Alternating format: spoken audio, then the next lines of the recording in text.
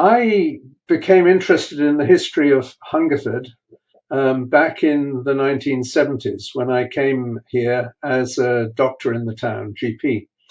And in 1979, I set up the Hungerford Historical Association, which was the sort of group that met for met for talks once a month, and we get about 80 to 140 or so at our monthly meetings. So that's pretty active. It became clear to me that in a way, because I was very IT savvy, start a website on the history of the town was the best way forwards.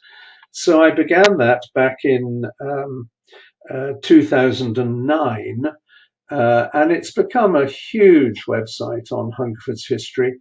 We have over 3,000 unique visitors each month using the website. So that's very rewarding. The other thing that was mentioned was the work that I've done in leading a group at the local Roman villa we have at Littlecote. And that is a fabulous Roman villa that was researched back in 1979, and there were 13 years of archaeological excavation.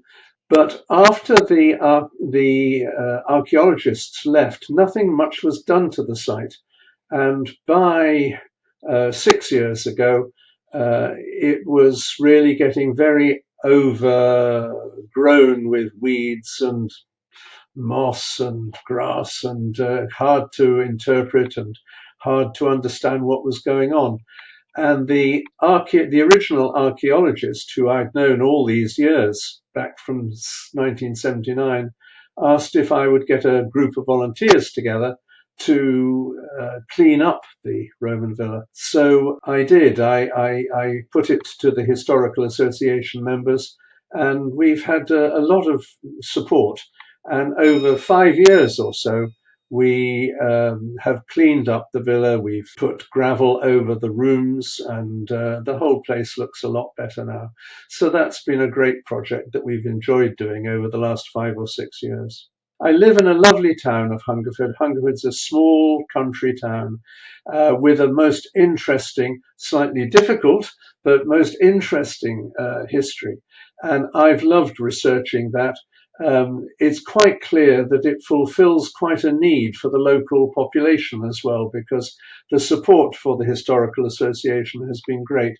People have really loved coming and being involved in the talks that we've arranged over the years. I enjoy it because I love exploring local history. I was hopeless at history at school, but that applies, I think, to a lot of people.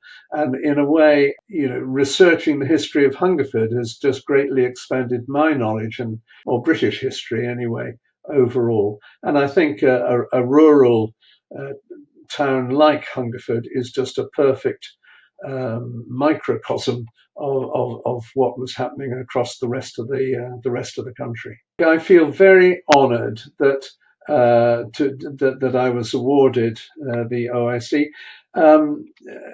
I feel very humbled also because, of course, last week I was able to be present at the online